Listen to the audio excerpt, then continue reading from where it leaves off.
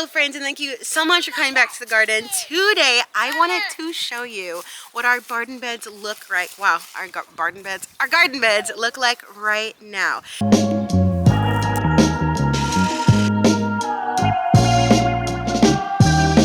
Now, I am cheating a little bit. This is 10 days before spring, but I do want to show you what everything looks like before we put any transplants in or anything that we've direct sown pops out. So we're going to start with our very first bed. First space we have over here is 3 4x6 beds and a bed that it's now nicknamed just L-shaped. Now, Walter is the one that designed this whole space. We've got a trellis right here, which I am planning to put tomatoes on this year. It will be our very first year trellising tomatoes. I've got some garden clips, but I have very high hopes.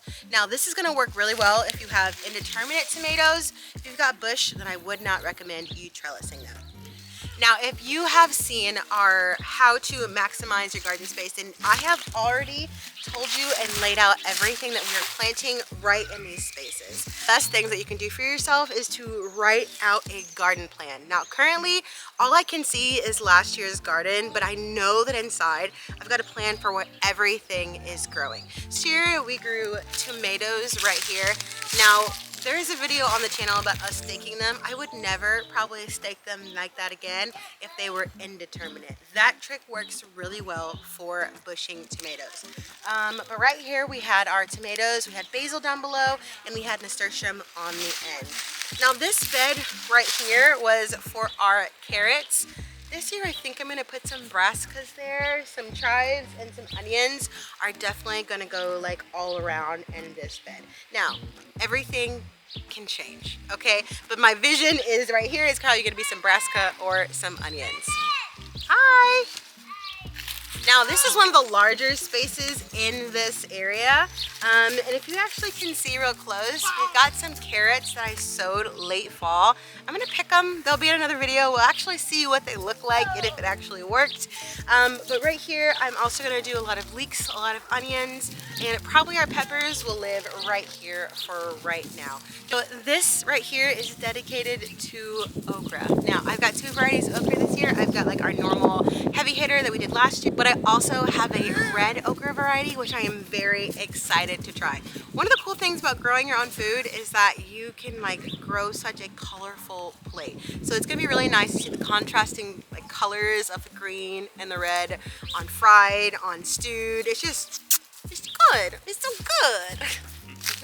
Another one of the things that we are going to be adding to the garden is more trellises. Now, these trellises are so good for cucumbers, for tomatoes, for beans, for peas. They really are multi-purpose. If you are in a small area or a small space, I am 100% recommend trellising your stuff. This is just one half of the yard, and we're gonna go to the other half. This is a part of the garden that is all in ground. So we have started to learn and work with the native soil. Just now, we've been cultivating this space for about 3 years, and I can say that this soil is doing really, really well. I've already put peas in along the back, and when I went to go remove the soil, you know, put my little peas in there, I saw so many worms. And this space was like very, very clayey. So this year is more so our cut flower garden area.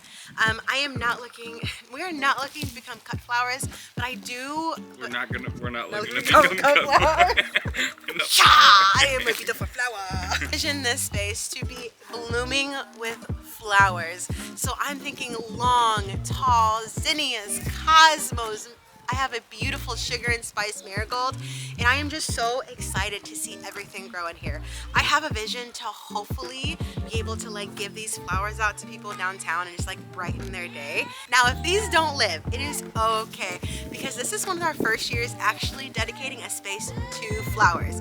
Number 1 vegetable crime was not getting flowers to begin with. Walter was like, let's get flowers. I'm like, no, I'm gonna be cheap and just buy starts. That was so wrong. We had a whole garden full of green and no flowers, and we're wondering, where are the pollinators? You have to have flowers when you start your garden. Very last space is 3 8x4 beds. Now, these beds have been with us the longest. They're our very first investment when we started to actually get serious about gardening. So as you can see, we have little gardeners at work, which is really just playing in the dirt, which is awesome, by the way. So we have had this soil for about 4 years. You saw our video about how we transformed back here. We very much wanted to keep the soil that we had been cultivating already in those beds for like 2 to 3 years. So this is the soil that we brought over. It is just like, it's brown, it's rich, it's airy. It is like everything that you would want in soil. We are doing the 3 sisters back here. So we're doing squash, we're doing green beans, and we are doing a corn back here. So the 3 sisters is something that comes from indigenous cultures. So you've got your corn, you've got your squash, and then you've got your green beans climbing up your corn. And basically what they're gonna do is just co-mingle and like live together to make a really great balance. So we're gonna do that right here. We did a little bit of a variation of it last year, but we did not include the squash. And we've got so many different squash varieties that we will use this year. So I am so excited to see how they actually grow. Thank you so much for joining me on this tour. I am just so excited for what the 2024 growing year has to offer. So let me know down below what you are growing this year, or if you are starting your garden for the very first time. As always, friends, you are awesome, you are wonderful, you are dope, and I am so thankful for you. Bye!